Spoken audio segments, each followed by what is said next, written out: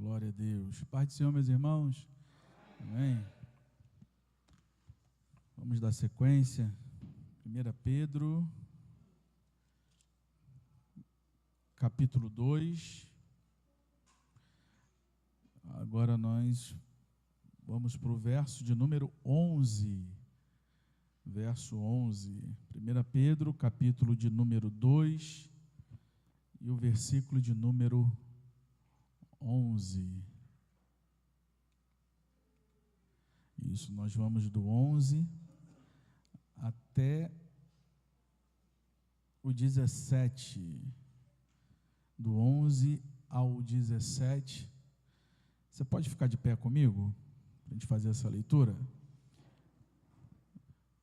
1 Pedro, capítulo 2, verso 11 ao verso de número 17, que diz assim, Amados, eu os advirto como peregrinos e estrangeiros que são, a manter distância dos desejos carnais que lutam contra a alma. Procurem viver de maneira exemplar entre os que não creem. Assim, mesmo que eles os acusem de praticar o mal, verão o seu comportamento correto e darão glória a Deus quando Ele julgar o mundo. Por causa do Senhor, submetam-se a todas as autoridades humanas, seja o rei como autoridade máxima, sejam os oficiais nomeados e enviados por Ele para castigar os que fazem o mal e honrar os que fazem o bem. É da vontade de Deus que, pela prática do bem, vocês calem os ignorantes que os acusam falsamente, pois vocês são livres e, no entanto, são escravos de Deus. Não usem sua liberdade como desculpa para fazer o mal. Tratem todos com respeito e amem seus irmãos em Cristo. Temam a Deus e respeitem o Rei. Amém? Vamos orar? Senhor, em nome de Jesus Cristo, nós, nesse momento, rogamos a Ti, Senhor, que Teu Espírito Santo, Senhor, ilumine a nossa mente, nosso coração, ó Deus, para recebermos da Tua palavra, Deus. A nossa alma, ela tem fome e sede de Ti, Senhor. Nessa hora nos colocamos diante da Tua presença, com o nosso coração aberto, Senhor, para receber da Tua palavra. Seja conosco, assim nós choramos no nome de Jesus. Amém, amém. Pode tomar seu assento. Nós vamos dar continuidade à carta de Pedro, a qual nós estamos aqui estudando essa carta, né? Nós vivemos em um mundo que tenta nos moldar todos os dias, né? Todos os dias nós estamos sendo aqui, nesse mundo, tentados a moldar o nosso pensamento, o nosso procedimento ao padrão desse mundo. A cultura, ela pressiona, né? Nós estamos hoje fechando esse evento que tem anualmente, né? Que é o Carnaval. Alguns dizem essa cultura, né, de festa de Carnaval, e de todo tempo a cultura tenta pressionar os valores cristãos, né? O crente, a todo momento, ele é pressionado pela cultura, ele é pressionado pelas paixões da sua natureza humana, que tenta seduzir, as opiniões dos de fora nos acusa, as autoridades, né, vai exigir algum tipo de posicionamento nosso, enfim. A pergunta que surge no meio dessas pressões e desses moldes que tentam colocar o crente à moldura, né, desses padrões, a pergunta é: como viver como crente no ambiente que não compartilha da nossa fé? Como a gente vai viver aqui nesse mundo, né? Como a gente vai se portar nesse mundo? Como vai ser o nosso procedimento frente a cultura que tenta nos pressionar, como será o nosso procedimento frente às paixões que tentam conduzir a nossa vida, como a gente vai se portar frente às opiniões acusatórias que vêm sobre nós, como a gente vai se portar frente às autoridades que querem a todo momento que eu e você sejamos posicionados a um partido, seja de direita, de esquerda, de centro, enfim, como que a gente vai se posicionar tudo isso? Como a gente vai viver a nossa fé frente a tudo isso que acontece aqui nesse mundo em que tenta nos moldar a padrões aqui no mundo. Então o apóstolo Pedro, ele vai nos ensinar a viver de forma santa em meio a essa sociedade pagã. Nós, como cristãos, a nossa vida tem que ser uma vida separada, santificada, em meio a tudo isso que a gente vive, né? No meio desse imbróglio que a gente vive aqui nesse mundo.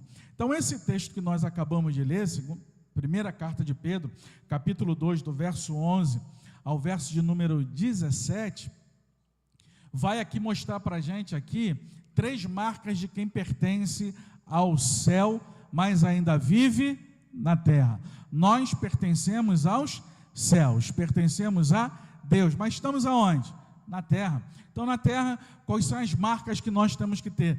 Santidade interna, testemunho externo para todos verem e postura equilibrada diante das autoridades. Então, a gente vai trabalhar esses 3 pontos, do verso 11 ao verso de número 17, que vai trazer aqui alguns ensinamentos para a gente.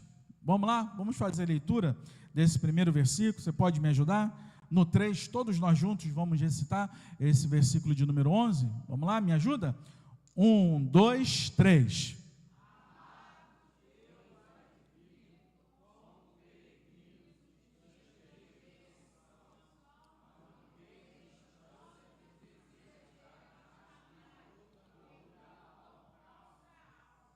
Isso, amados. Pedro começa aqui se dirigindo a esses irmãos. Antes aqui da advertência, né? Pedro vem com uma palavra de afeto, né? Ele não fala aqui como um juiz, mas ele fala aqui com um coração pastoral, né? E a gente tem que saber o seguinte: Deus, ele nos exorta, Deus, ele nos corrige, né? Quando Deus nos exorta, não é rejeição. O que é? É cuidado. É porque Deus zela pela nossa vida. É porque Deus cuida de nós. Por isso que Deus nos exorta. Por isso que Deus às vezes chama a nossa atenção. A advertência, ela é uma prova de amor, é cuidado. Quando Deus se dirige a mim, a você, nos corrigindo, nos exortando, né? Exortar é quando Deus pode utilizar alguém a te trazer uma palavra que vai te animar e te colocar de pé. Às vezes a gente está um pouco atribulado na vida, angustiado na vida, né? Às vezes a gente está vacilante com a nossa vida cristã e alguém chega e diz para nós: você não pode andar dessa forma, você é servo de Deus, se posiciona, toma postura de crente, amadurece, porque Deus tem uma obra na tua vida. Isso é cuidado de Deus para nós, é Deus cuidando, é uma prova de amor, a advertência de Deus. E Pedro já vai aqui na abertura do verso 11 dizendo amados, né? Ele vem de uma forma afetuosa agora para ensinar tudo que vai dizer aqui para frente. Ele diz aí no verso de número 11, né, que nós acabamos de ler: amados. Ele traz agora uma advertência, né? Amados, ele adverte porque ele nos ama, como peregrinos e estrangeiros, né?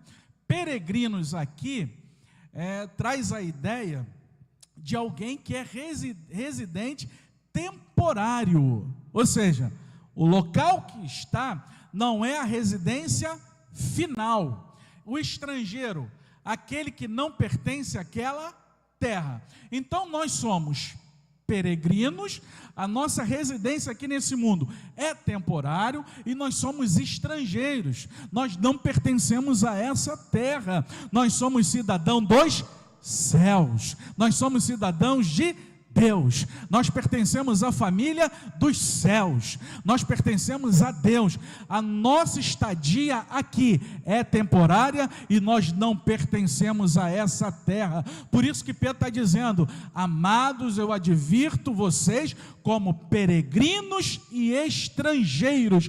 Você e eu não devemos viver aqui pensando que aqui é a nossa residência final, que nós pertencemos a esse mundo. Não, nós pertencemos a Deus, às regiões celestiais, a morada celestial em Deus. Nós estamos aqui, é como muita gente diz, estamos aqui mesmo, é de passagem. Aqui não é o nosso endereço final, nosso endereço final é com Deus. Aqui nós somos peregrinos, aqui nós somos estrangeiros. Não se adequa a este mundo de uma forma final. A sua residência é o céu, a sua estadia é o céu, a sua morada é o céu, a sua morada é com Deus, não é aqui a sua residência final. O problema, você sabe, é que muitas pessoas querem se sentir em casa nesse mundo que não é o seu lar. Está tão confortável aqui. Tem gente que tenta até dizer: Jesus, não volta agora não, porque a minha vida está muito boa, eu estou muito bem. É porque está moldado ao padrão desse mundo, está moldado a essa terra. Você precisa olhar com uma outra perspectiva. Eu e você, nós somos peregrinos, nós somos estrangeiros, a nossa morada não é aqui. Sabe quando você sente que você não consegue se encaixar em certos ambientes? É porque você é peregrino e você é estrangeiro. Você não sente que a tua morada é aqui, você se sente inadequado a algumas situações, a alguns lugares, porque você tem cidadania dos céus, a tua herança é os céus, a tua residência final é na presença de Jesus. Se você está se sentindo deslocado em certos ambientes, talvez esse seja um sinal de que a sua identidade, ela está saudável. Você não sente mais prazer. Eu não consigo entender como alguns crentes podem dizer o seguinte, né? Eu vou ali participar de uma festa de carnaval. Está tão moldado com as coisas do mundo, não entende que é peregrino, que é forasteiro, que tem uma identidade no céu.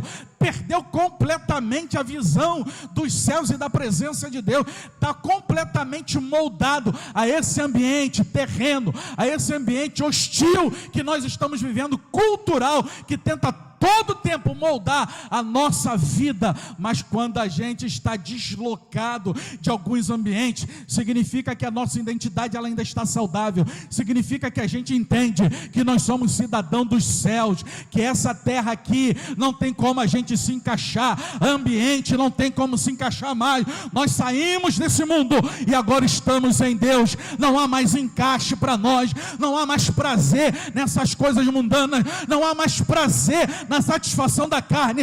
O nosso deleite está em Deus, o nosso deleite está na presença de Deus, o nosso prazer é glorificar a Deus. O cristão não foi chamado para se encaixar, o cristão foi chamado para influenciar.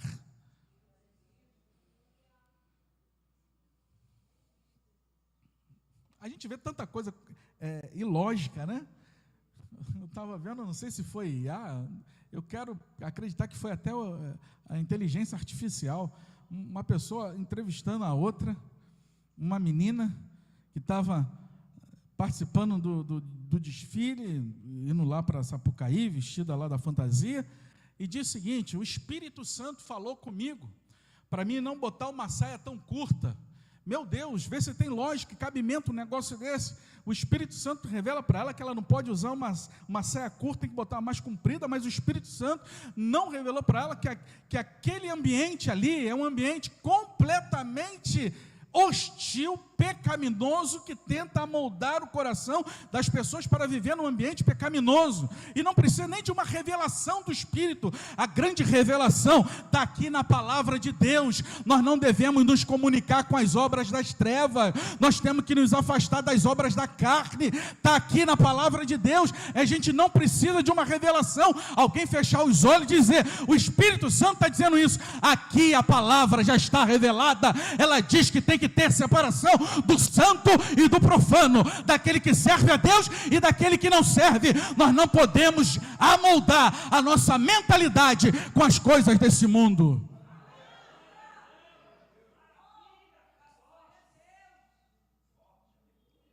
Verso 11: amado, eu os advirto, é como quem? Como peregrinos, estrangeiros que vocês são, a manter distância. Mantenha distância. Esse verbo aqui é de uma ação contínua. Não é manter distância só uma vez, é sempre. Sempre. Santidade, ela não acontece por acaso. Pum, veio assim uma luz, um raio, pum, me tornei santo. Não, santidade é sequência de ações na presença de Deus, distanciando do pecado e se chegando mais a Deus. Ela exige, santidade, vigilância. É criar distância antes que o pecado se aproxime. A gente não vence tentações brincando perto do limite. Já viu brincadeira perto da borda? Estou brincando aqui. Eu lembro que uma vez, agora me veio à memória isso, eu estudava lá no Brizolão, lá na Fazenda Botafogo, com divisa com a Pedreira, e a minha coleguinha tinha a chave da casa dela. Olha a minha brincadeira de criança, no limite. Tinha um tampão de esgoto, tinha um buraquinho no meio, eu peguei a chave dela e fiquei fazendo assim, colocando e descendo. Quando de repente, pum, soltou da minha mão, caiu.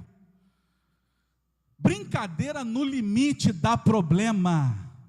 Pare de brincar com o limite. Você não é forte, nós somos fracos. A natureza humana, ela engana, ela derruba, ela te dá uma rasteira, você cai mesmo. Nós não podemos brincar no limite. Eu sei até onde tu pode ir, tu sabe sim. Valeu, fortão e fortona. Quando menos tu esperar, a tua carne te dá uma rasteira, Satanás te dá uma rasteira, porque você está brincando no limite. O que Pedro está orientando é que eu e você, como peregrinos e forasteiros, nós temos que manter distância. Distância de quê? Dos desejos carnais. A palavra aqui, esses desejos carnais, é esses desejos intensos, impulsos desordenados, que estão na nossa natureza humana. Nem todo desejo é pecado, mas todo desejo desgovernado se torna em pecado. Pedro não fala aqui, primeiro, de perseguição externa, ele fala da batalha interna que cada um de nós temos. Porque o maior inimigo do crente não está fora. Sabe onde está? Dentro de nós, a nossa natureza humana. Está aqui. Nós, como peregrinos e forasteiros, nós temos que manter distância. Nós temos que lutar continuamente contra os desejos carnais. Todo desejo carnal. Todo desejo carnal. Desejos impuros, desejos ilícitos, desejos pecaminosos, desejos que querem roubar a nossa comunhão com Deus.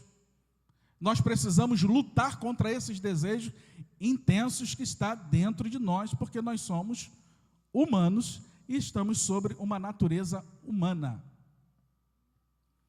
Esses desejos, o que eles fazem? Eles lutam contra a alma, né? Olha aí, amado, eu os advirto, como peregrinos e forasteiros que são, a manter distância dos desejos carnais que lutam contra a alma. O verbo aqui tem um sentido militar, que é o sentido de uma campanha contínua, né? É guerra diária, é guerra. A gente tem que fazer guerra, você sabia disso? A gente tem que fazer guerra. Quando aquele desejo intenso vier, a gente tem que fazer guerra.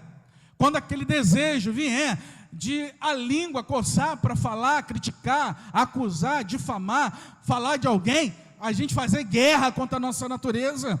Quando os nossos olhos quiser cobiçar, a gente fazer guerra contra os nossos olhos. Quando o nosso ouvido quiser ouvir conversas que não é para a gente ouvir, a gente fazer guerra. Quando o nosso coração tentar cobiçar algo que não glorifica a Deus, a gente fazer guerra. É luta mesmo, é luta diária, é guerra. É estar atento. Já viu um soldado quando está em guerra? Ele está atento a todas as ações que o inimigo está tendo. Se ele escuta um barulho, ele já está ali pronto para poder atirar e abater o seu inimigo. Na guerra espiritual, na luta que nós temos contra nós mesmos, nós precisamos estar em guerra diária, vigilância. Tem que vigiar. O próprio Jesus disse, né? Ora e vigia. Vigia e ora. Tem que vigiar, se não vigiar já era. A alma representa aqui a vida interior, a consciência, o centro das nossas decisões. Cada pensamento alimentado é uma escolha de lado. Se eu alimento o meu pensamento e vou alimentando, dando vazão, e não luto contra os desejos intensos e fortes,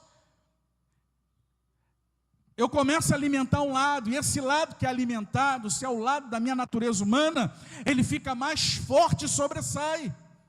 Se você alimenta o teu homem interior, o teu homem espiritual, a tua vida espiritual interna, ela sobressai e consegue vencer a tua natureza humana.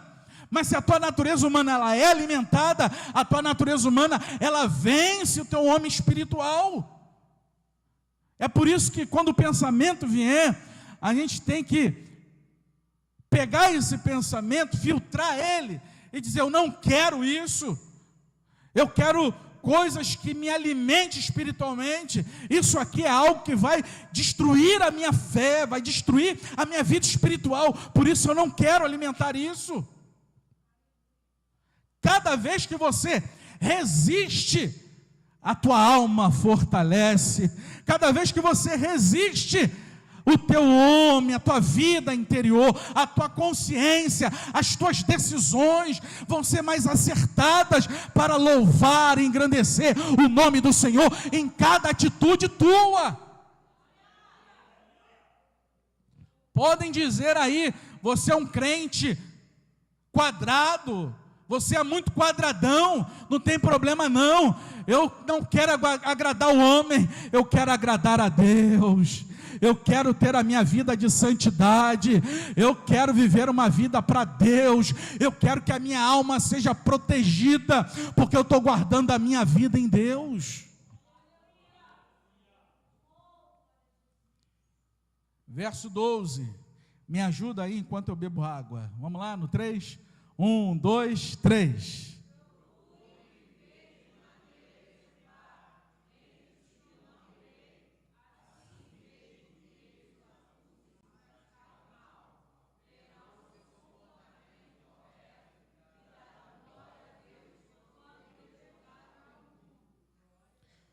Procurem viver de maneira exemplar entre os que não creem.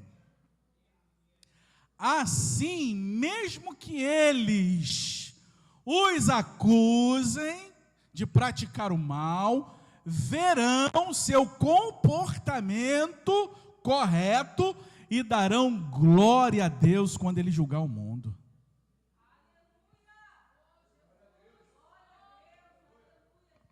Procurem viver.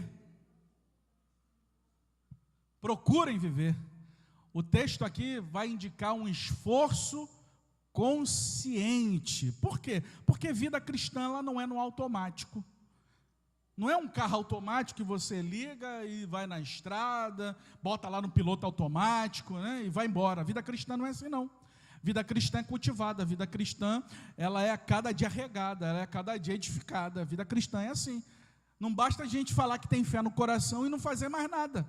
Ela precisa se traduzir isso em prática diária, em decisão consciente. É a gente procurar viver, é a gente procurar se afastar, é a gente procurar cada dia ter um esforço consciente. Deus já te salvou, Deus já te libertou, Deus já te deu um banho na graça, o sangue de Jesus já perdoou os teus pecados. O que a gente faz agora? A gente responde esse amor de Deus com uma vida íntegra diante dEle. A gente procura viver. Viver como? De maneira exemplar, de maneira bela, de maneira nobre, de maneira que as pessoas vão olhar para nós e vão dizer: ali realmente é um homem, uma mulher de Deus, é um jovem de Deus, é alguém de Deus diferenciado, é algo que chama a atenção pela integridade. Integridade. O crente é reconhecido dessa natureza. Pedro aqui, ele não está mandando a gente vencer uma discussão, né? Manda a gente bater boca com ninguém. O que ele está mandando aqui é a gente vencer pelo caráter, é pela vida exemplar, é olhar para nós e ver ali uma pessoa exemplar. Nós estamos vivendo hoje uma crise de exemplos, pessoas que quando estão com o microfone na mão, são o mais santos possível, mas na vida cotidiana é um devasso, uma devassa, é alguém que não glorifica a Deus nas suas ações, é uma crise de identidade. No altar é santo, na vida cotidiana é profano, as coisas não casam, não se encaixam. As pessoas quando vêm, criticam mesmo e com toda razão, porque não é uma pessoa que espelha para o mundo o exemplo de um cristão autêntico pelo caráter. As suas ações no cotidiano são ações que não glorificam a Deus, que dão mau testemunho, que são de alguém desonesto,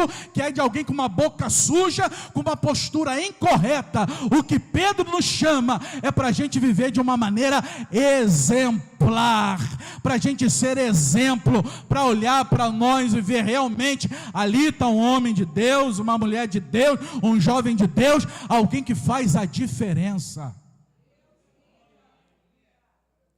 Significa que a gente tem um padrão absoluto, que a gente não vai errar nunca, nada disso. Significa que a gente tem um modelo, o modelo é Cristo. Eu quero me parecer com Cristo, eu quero andar nos caminhos de Cristo, eu quero ter a atitude que o Cristo teve, eu quero me espelhar nesse Cristo que andou aqui, foi diferente, teve uma postura diferente, eu me espelho nele. O nosso comportamento precisa ser tão coerente que a gente vai desarmar críticas. Isso aqui é interessante.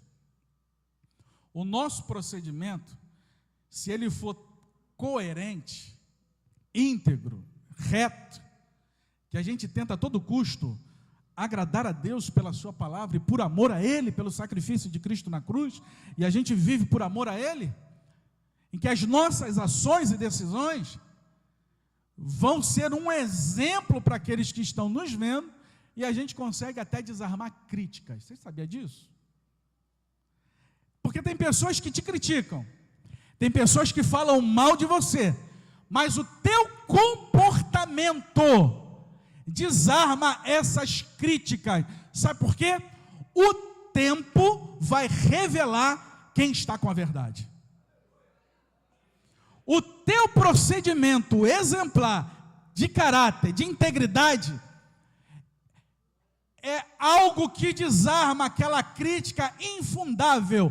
Podem falar de você, podem falar de mim, podem criticar você, podem me criticar, mas o nosso comportamento coerente vai desarmar essas críticas e o tempo vai revelar quem está com a verdade.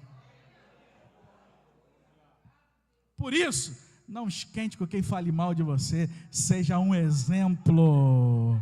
Seja um exemplo de mulher de Deus, seja um exemplo de homem de Deus, seja um exemplo de jovem de Deus, seja um exemplo de um ancião de Deus, seja um exemplo de um obreiro, seja um exemplo de alguém dedicado na obra de Deus, seja um exemplo. Verso 12, estamos, né? Procurem viver de maneira exemplar entre os que não creem. Primeiro Pedro trata com a gente dentro, não é isso? Amados, advirto como peregrinos e forasteiros, fiquem longe, né? Mantenha a distância dos desejos carnais. Primeiro ele trata aqui dentro, primeiro de tudo, tem que começar aqui dentro. Se você está muito bem do lado de fora, e está mal do lado de dentro, ficou ruim tudo, porque a gente está sendo simplesmente uma casca vazia, oca por dentro. Primeiro é aqui dentro.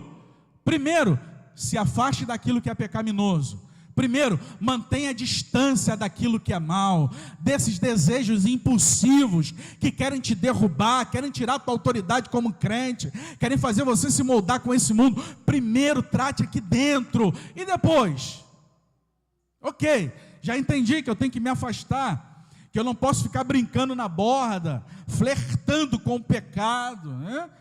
Lembra lá? Sansão começou a flertar com o pecado, flertou uma, flertou duas, daqui a pouco foi envolvido, e quanto menos se esperou, pensou que ainda tinha força de Deus. Vou levantar de novo, vou fazer das outras vezes. Quando ele se levanta, a força tinha ido embora. Sabe o que sobrou para ele? Ser lá acorrentado como um escravo, olhos furados, e ficou de chacota para o povo filisteu, empurrando, e eles lá zombando. Ali, esse era Sansão, o poderoso de Israel. Agora está aqui com o olho furado, acorrentado, escravizado, porque flertou com o pecado e acabou mal. Não flerte com o pecado, trate primeiro aqui dentro, aqui dentro, aqui dentro. Tá, entendi, pastor, e agora? Eu tenho que me afastar, eu tenho que manter distância, ok, já entendi isso. E agora é do lado de fora. Como é que vai ser do lado de fora? Agora a gente precisa ser um espelho. O espelho não pode estar sujo, senão a imagem, ela não reflete bem. O espelho não pode estar torto, senão não reflete bem a imagem. Nós agora do lado de fora precisamos manter o nosso testemunho, o nosso padrão de cristão. Por isso que o verso 12 ele diz: procurem viver de maneira exemplar entre os que não creem. A gente não precisa trabalhar. Você trabalha numa empresa que é só de crente? Não, né? Alguns aqui podem até trabalhar. Você vai para a sua escola, é só de cristãos? Não. Enfim, você tem a sua vida social, você precisa lidar com as pessoas. E como é que a gente faz isso? A gente faz isso sendo um exemplo. Procurem viver de maneira exemplar. O padrão, é lá no máximo, né? A gente não pode ficar também frustrado por não conseguir chegar num padrão. A gente tem que perseguir esse padrão. Eu não posso me acomodar com o erro ou ficar vivendo no pecado. Se eu viver no pecado, significa que a minha vida ela não teve um encontro verdadeiro com Cristo, né? Eu estou prosseguindo por um padrão. Qual é o padrão? É esse exemplo de Cristo, olhando para Ele, indo para Ele. Então procurem viver de maneira exemplar entre aqueles que não creem, né? A fé não é vivida só aqui dentro da igreja. Dentro da igreja, o que a gente faz? A gente cultua a Deus, a gente aprende da palavra, a gente é edificado, há relação aqui, né, de cultuar, de comunhão, mas a gente precisa ser visível em sociedade, lá no trabalho, na vizinhança, né? A gente tem que ser um crente, né, gente boa, não pode ser um crente chato, né? Uma vez eu fui fazer uma festa morava na Fazenda Botafogo, fui fazer uma festa para o meu filho, na garagem do prédio, né? Uma festinha bem humilde. E na garagem tinha vários carros estacionados. E os carros estacionados, todos eram de não cristãos. Só tinha um carro que era de crente. Eu vou fazer uma pergunta, quero ver se vocês vão acertar. Qual foi a pessoa que não quis tirar o carro da garagem? O crente. Você acredita nisso? Aí ficou lá, e não tirou, o que a gente faz? A gente faz a festinha assim mesmo. Ficou no meio da garagem, no meio. O que a gente pode fazer? Tem crente que é assim, né? Que é chato. Chato.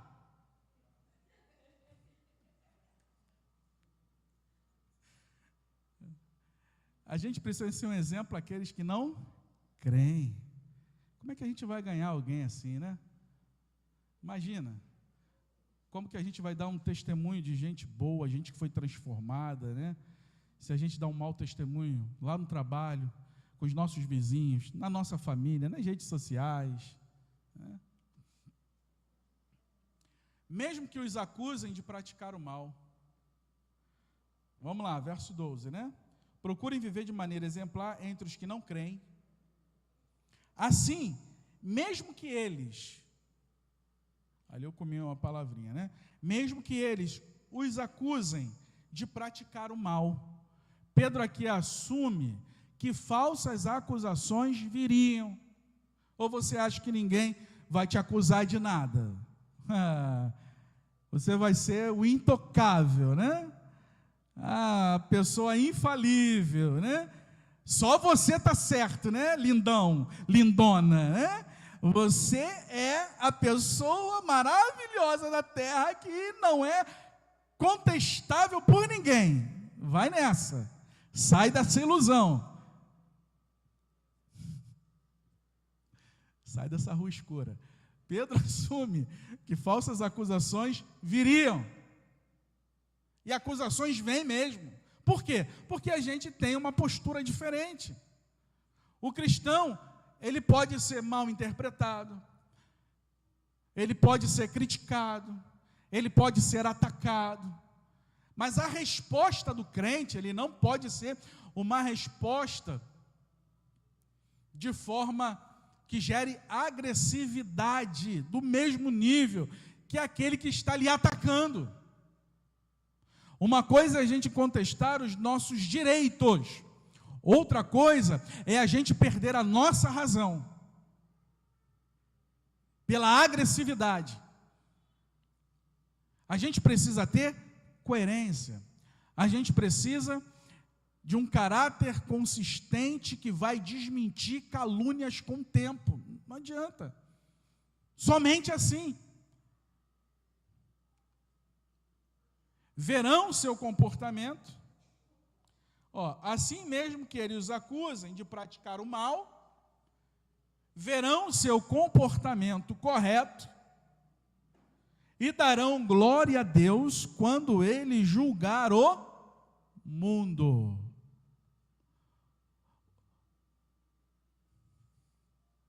Olha só, a gente não vive de uma forma, de um exemplo para as pessoas, de ser correto, para a gente querer se autopromover. A gente faz isso porque a gente ama a Cristo. Então a gente sabe que o correto eu não faço, o incorreto eu não faço, eu faço aquilo que é correto. Se você sabe que um telefone vale na loja 5.000 e alguém quer te vender por R$500, você sabe que isso aí não é correto, ou você não sabe? Opa, maravilha, é bênção de Deus. Não é não. Não é não. Não é não. É o teu coração e os teus desejos intensos de ganância, de se dar bem nas costas dos outros. vale 10 mil, tu quer comprar por 100, alguém foi penalizado por aquilo.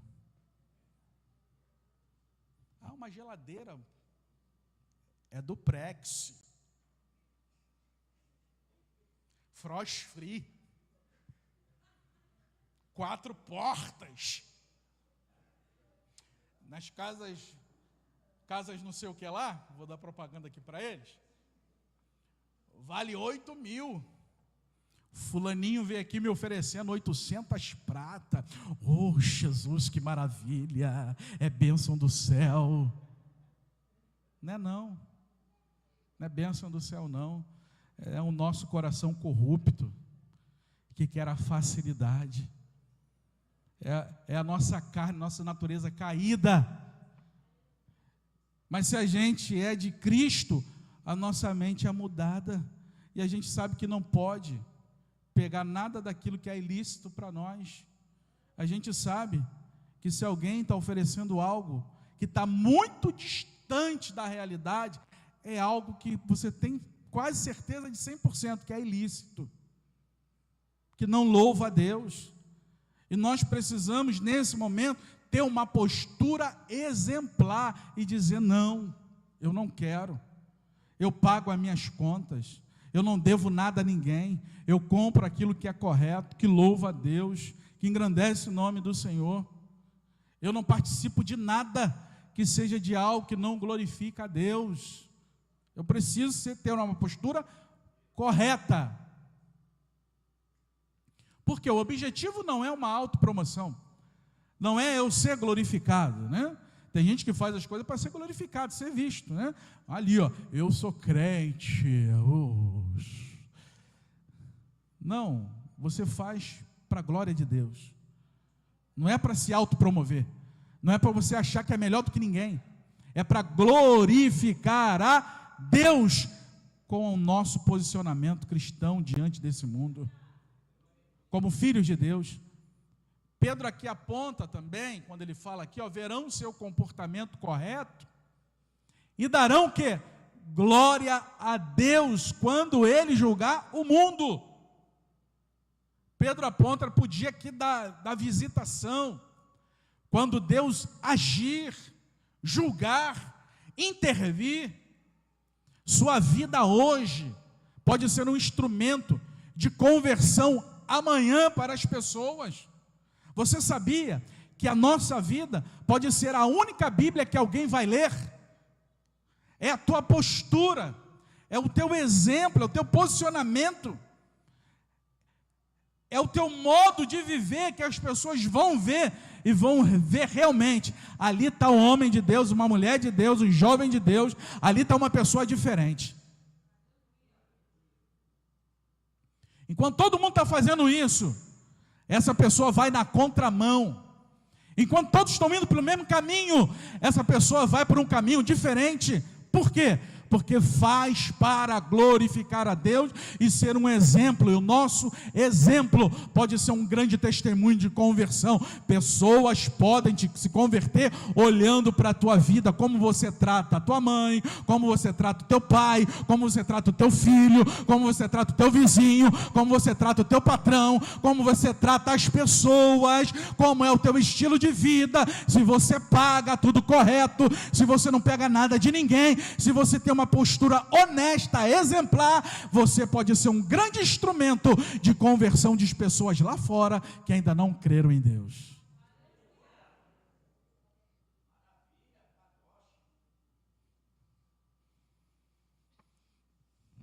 Eu acho que eu vou parar por aqui, né? Falta 15 para as 9. Vamos deixar para a semana que vem? Hã? É o quê?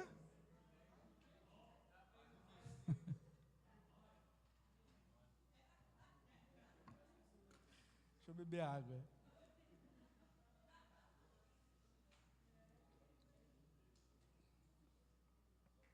Vamos lá.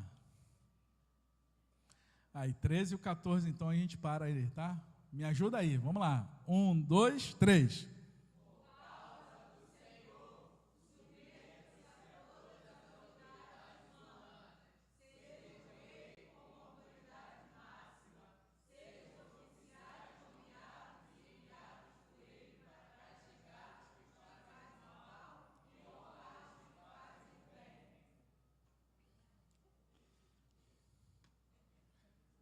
interno, externo, testemunho, e agora ele vai para as autoridades.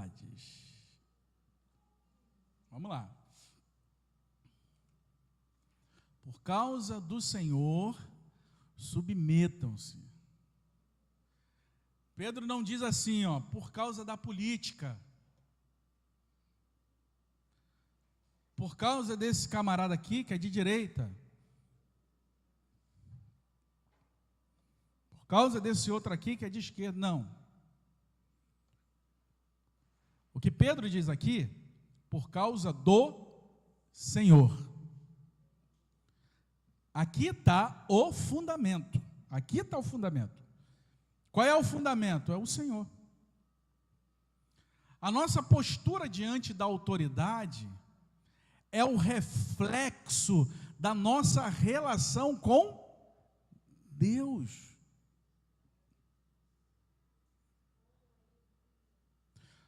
Todos nós aqui podemos ter algum posicionamento político, sendo bem neutro. Alguém pode gostar de uma postura à esquerda e alguém pode gostar de uma postura à direita. Se bem, na verdade, que ninguém quer saber de direita e de esquerda. Todo mundo quer comer bem, ter dinheiro no bolso, né? Enfim, quer ter emprego, a gente quer isso, né? Enfim. Mas aonde está o fundamento da nossa submissão? O fundamento está no Senhor, da nossa relação com Deus, que vai ser um reflexo de submissão, entendam isso aqui, de submissão a quem está na autoridade. Qual é o dever nosso como crente? Orar. A Bíblia diz isso.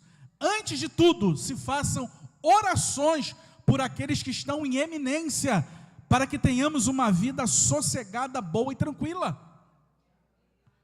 Se é o de direita, se é o de esquerda, o dever do crente da igreja é orar para que possam fazer um bom governo e que nós possamos ter uma vida tranquila e sossegada. E a gente faz o quê? Se submete.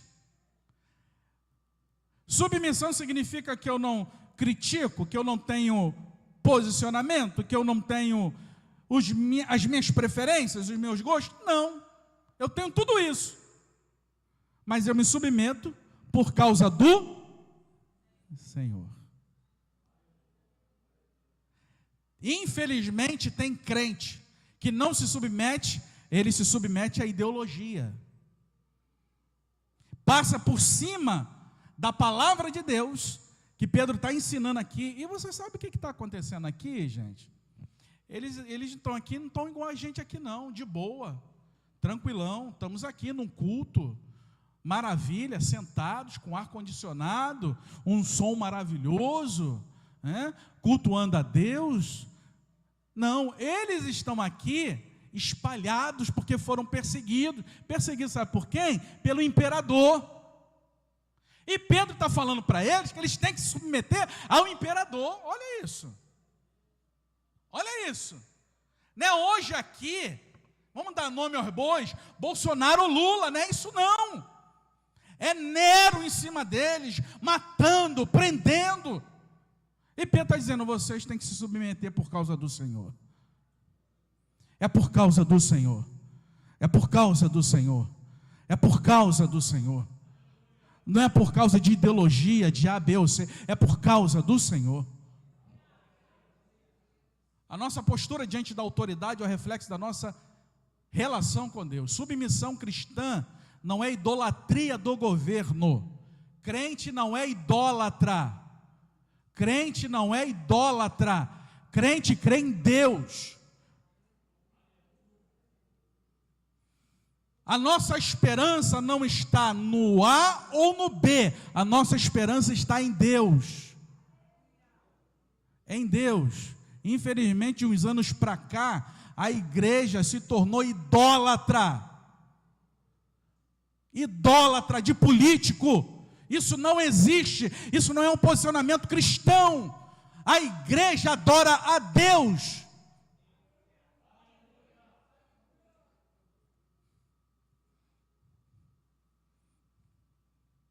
Eu sei que desagrada alguns, mas é a Bíblia que está dizendo, não sou eu. Vai reclamar com Pedro. E honra a Deus. Se eu só respeito quando concordo, não estou agindo por fé, estou agindo por afinidade. A Bíblia está dizendo isso. A gente sabe que tem alguns que são corruptos, ladrões, que estão no poder. E o que a gente faz? O que a gente tem que fazer? Com o nosso voto legítimo, democrático, ir lá, votar e tirar. E se não tem, a gente vai para os meios que a gente pode fazer, mas a gente se submete, como diz a palavra.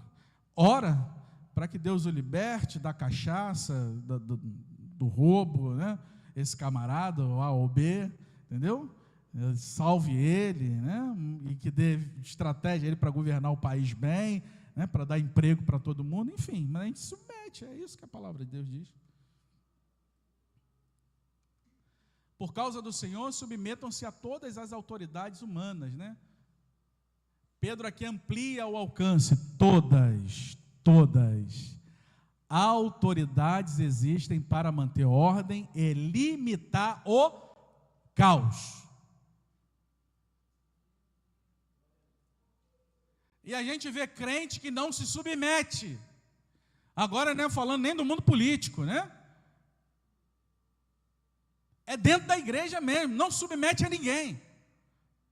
Não submete ao pastor, não submete à liderança, quer fazer o que acha que tem que fazer. Ué, virou o quê? A cadeia de autoridade da nossa vida, desde quando a gente nasce, ela tem. Bebezinho nasce, quem é a autoridade sobre ele? Pai e mãe. Tem que submeter. Acata o que o pai e a mãe quer. Come o que o pai e a mãe dá. Veste o que o pai e a mãe dá. Deu 6 aninhos, vai para a escola, vai até antes. Vai para a escola. Qual é a outra cadeia de autoridade sobre ele? Professores. Vai crescendo. Chega no trabalho. Qual é a cadeia de autoridade? O chefe. E na igreja, tem autoridades também. Tem autoridade. A gente tem que aprender a viver sob autoridade. Porque senão vai ser uma anarquia. Cada um faz o que quer. E o reino de Deus não é bagunça. O reino de Deus tem seus canais, suas camadas de autoridade. Significa que alguém é melhor do que o outro? Não. Significa que estamos em posições só um pouco diferentes, para que haja uma organização. O verdadeiro cristão, ele não é um rebelde, ele é alguém submisso, porque ele entende que a palavra de Deus diz isso, que ele precisa ser submisso às autoridades que estão sobre ele. Ah, eu não aceito isso. Problema é seu que você não aceita isso. Você tem que se submeter a si mesmo. A gente não se submete em tudo quanto é lugar? Por que a gente pensa que na igreja tem que ser algo diferente disso? Isso não existe, isso é fantasioso. Isso nasce de um coração rebelde e submisso.